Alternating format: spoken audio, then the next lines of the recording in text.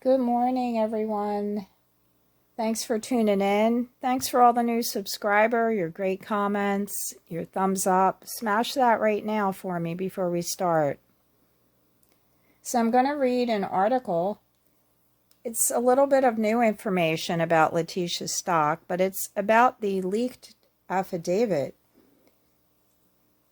Not too long ago, I mentioned about the news media was suing to have the affidavit released. And there was about 7 different companies. So I'm assuming 7 different stations. And hold on one second. I have to turn off my husband's bed. Now, I'm on my craft table, as you can see. I'm just holding my camera today. I don't have the tripod. I just wanted to make a quick video. All right, so the Brighton City Attorney's Office employee cited, accused of leaking the affidavit. And here she is, the evil stepmother. And I'm going to just turn this a little bit so I can read it for you. A woman in Adams County accused of leaking the arrest affidavit of Letecia Stauch has been cited by law enforcement Tuesday morning, according to the 4th Judicial District. The arrest affidavit for Letecia Stauch, detailing the events that led investigators to believe she murdered her 11-year-old stepson, Gannon, was released by the 4th Judicial District on April 3rd, following authorization by the court and the leak of the document. So the leak of the document came first. And I think because of that leak, even though there was a lawsuit, the court decided we're going to just publish it now. We're going to allow everybody to see the document because it was already leaked. And I think the woman gave the leaked affidavit to a crime site online. Okay, the individual's name is Sherry Farstveet, Farstveet, a Brighton City Attorney's Office employee. Now, I read on another site that she is a paralegal, so they're not really saying that exactly here, that she's a paralegal, but she's not an attorney.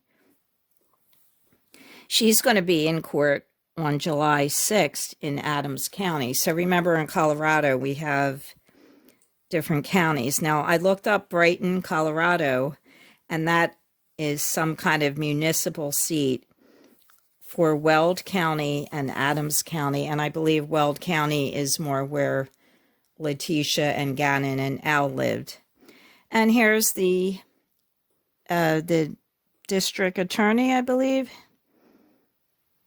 Yes, and he made like a whole statement, just exactly what I'm reading. Now, this woman that leaked it, it's very interesting that what was she thinking? Because she might go to jail for 3 months to 364 days.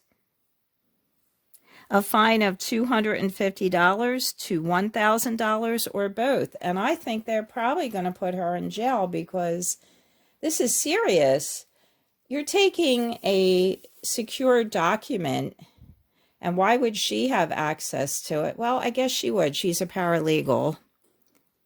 And in some states, they are licensed. I believe in my state of Pennsylvania, you do have to go to college, and I believe you apply for a license, but don't quote me on that.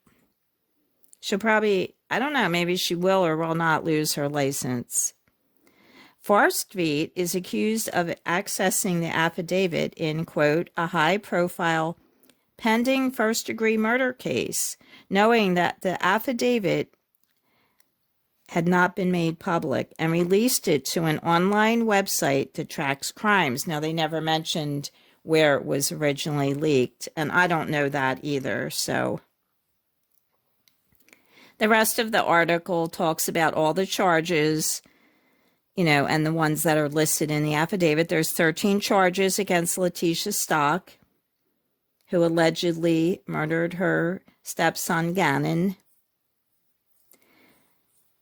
So there's a bill now in the Colorado General Assembly calling for the repeal of the state's death penalty for any crimes on or after July 1st, 2020. So it's possible that Letecia Stauch could be given the death penalty. But after July, if this bill passes, there will be no more death penalty. But right now, there is death penalty. And we don't really know what's going to happen. And Letecia is due back in court in June for a status conference. And none of these dates are really set yet because of what's going on with the event. The prosecutor said they have to go through 100 search warrants. And some of the search warrants are from South Carolina. The majority of the search warrants are local. So that's it. This is the woman, Sherry, who was paralegal, who might go to jail from 3 months to 364 days. And I'm assuming that it's a misdemeanor. So assuming there won't be a trial because it's a misdemeanor. So she'll probably appear in court and the judge will sentence her. So they have, up to, what they say, July, she's going to be in court. So they have like a month and a half or 2 months to think about what they're going to do to this woman. And it doesn't say she was actually arrested. She was cited.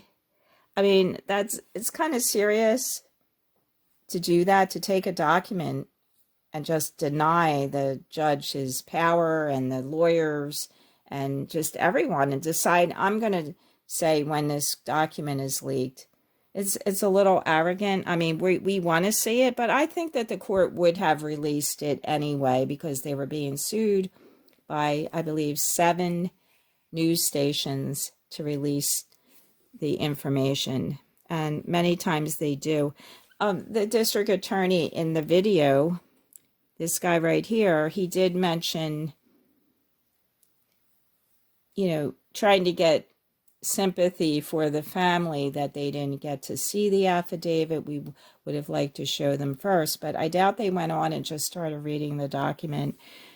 So leave me a comment and what you think about this paralegal leaking the document, if you think it's a good thing or a bad thing. Let me know, and I'll see you on the next one. Thanks so much for watching. On your way out, smash that thumbs up for me. Really appreciate it. Have a good day.